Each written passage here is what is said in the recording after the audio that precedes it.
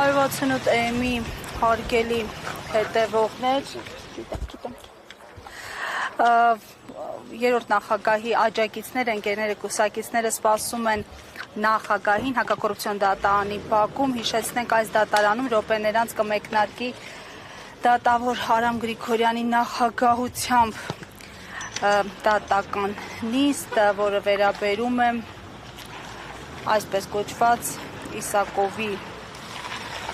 պողոտայի հողատարածքներին ձեռքբերմանը։ Ես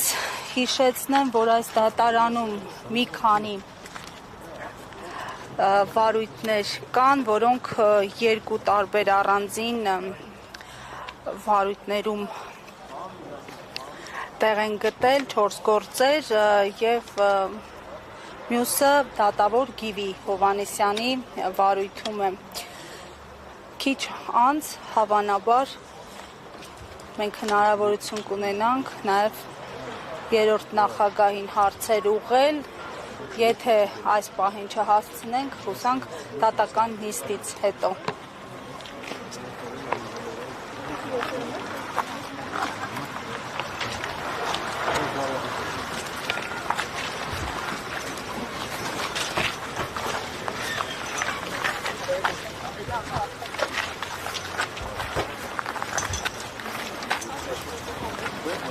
Հարգելի հետևողներ, երրորդ նախագահը արդեն դատարանի բակում է։